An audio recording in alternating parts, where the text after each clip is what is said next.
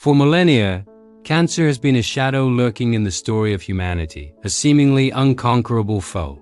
Ancient texts describe its presence, but for most of history, a diagnosis was a death sentence. Yet the human spirit is relentless.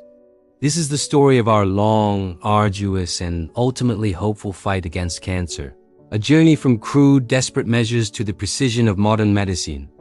Join us as we explore the evolution of cancer treatment, a testament to scientific ingenuity and unwavering determination.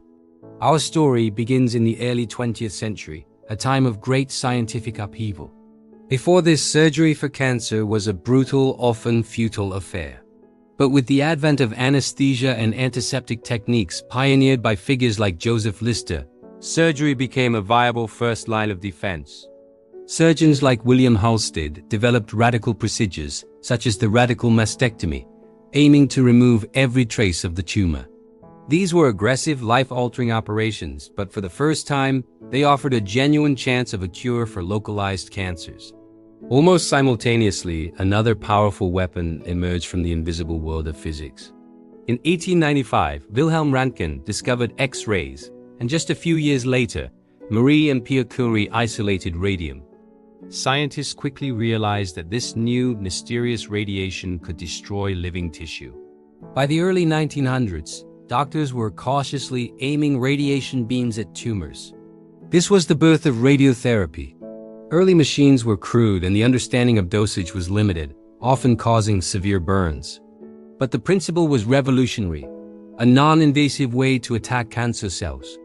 The combination of surgery to remove the bulk of a tumor and radiation to clean up any remaining cells became the new standard of care. A two-pronged attack that saved countless lives and laid the groundwork for decades of innovation. The mid-20th century brought a new kind of warfare to the battle against cancer, fought not with a scalpel or a beam, but at the molecular level. The world had just witnessed the devastating power of chemical weapons in World War II. In a strange twist of fate, a wartime tragedy led to a medical breakthrough. A ship carrying mustard gas was bombed in an Italian harbor, and doctors noticed that survivors had dramatically low white blood cell counts. This observation sparked an idea. If this chemical could destroy rapidly dividing white blood cells, could it also destroy rapidly dividing cancer cells? This insight gave birth to chemotherapy. In 1947, Dr. Sidney Farber used a chemical agent called Immunotherapy to achieve the first temporary remissions in children with acute lymphoblastic leukemia, a disease that was previously uniformly fatal. This was a monumental moment. It proved that cancer, even when it had spread throughout the body, could be controlled with drugs. The decades that followed saw a chemical revolution. Scientists developed a vast arsenal of cytotoxic drugs, each designed to kill cancer cells by disrupting their growth and division. Chemotherapy became the third pillar of cancer treatment, alongside surgery and radiation.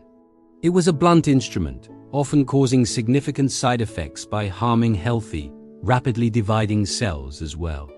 But for systemic cancers like leukemia and lymphoma, it was a game changer, turning once fatal diseases into treatable conditions and offering hope where none existed before. As the 20th century drew to a close, our understanding of cancer deepened. Scientists were no longer just seeing a rogue cell. They were beginning to understand the intricate genetic and molecular machinery that drove its relentless growth. This new knowledge ushered in an era of precision. Instead of the carpet-bombing approach of chemotherapy, what if we could develop smart bombs that targeted only the cancer cells, leaving healthy cells untouched? This was the dawn of targeted therapy. The first major success story was a drug called imatinib, approved in 2001. It was designed to block a specific protein that fueled the growth of chronic myeloid leukemia. The results were astounding. Patients who once faced a grim prognosis were now able to live long, healthy lives by taking a daily pill.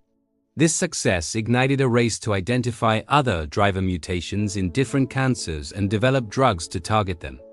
At the same time, another revolutionary idea was taking hold. What if the most powerful weapon against cancer wasn't a chemical or a ray, but our own bodies? This led to the rise of immunotherapy. Scientists had long observed that the immune system could sometimes recognize and destroy cancer cells. The challenge was that cancer is clever. It develops ways to hide from the immune system or switch it off. Immunotherapy is about reawakening and unleashing the immune system's natural power. Early forms were crude, but by the late 20th century, more sophisticated approaches like checkpoint inhibitors were being developed.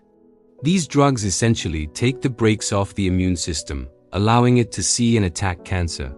It marked a fundamental shift in our strategy, not just killing cancer, but empowering the body to heal itself. We are now living in the most exciting era in the history of cancer treatment, the age of personalized medicine. The mapping of the human genome has given us an unprecedented ability to read the unique genetic blueprint of each person's cancer. Today, it's not just about what type of cancer you have, but what specific mutations are driving it.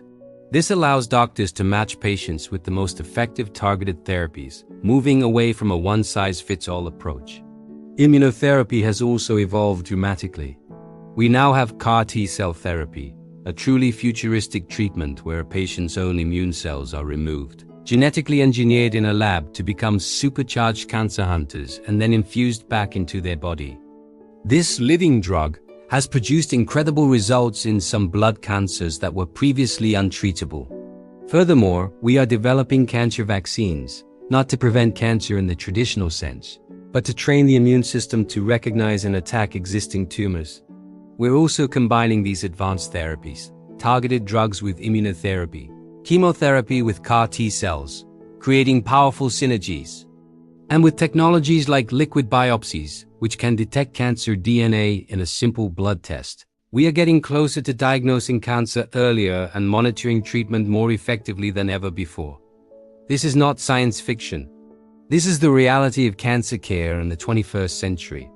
From the surgeon's knife to the genetic code, the fight against cancer has been a remarkable journey of discovery and resilience. We've moved from treating a disease to treating a person, from blunt instruments to molecular precision, from fighting an external battle to empowering our own internal defenses. The road ahead is still long. Cancer remains a formidable challenge. But the pace of progress is accelerating. We stand on the shoulders of giants, the scientists, doctors, and patients who came before us. Their courage and curiosity have brought us to a new dawn, one filled with more promise and more hope than ever before. The future of cancer treatment is not just about longer survival. It's about better lives, a future where a cancer diagnosis is no longer a source of fear, but a manageable challenge on the path to a long and healthy life. The fight is far from over, but for the first time in history, victory feels within our grasp. Thank you for watching. If this story of human ingenuity inspired you, please like this video, subscribe to our channel, and share it with others. Together, we can continue to spread knowledge and hope.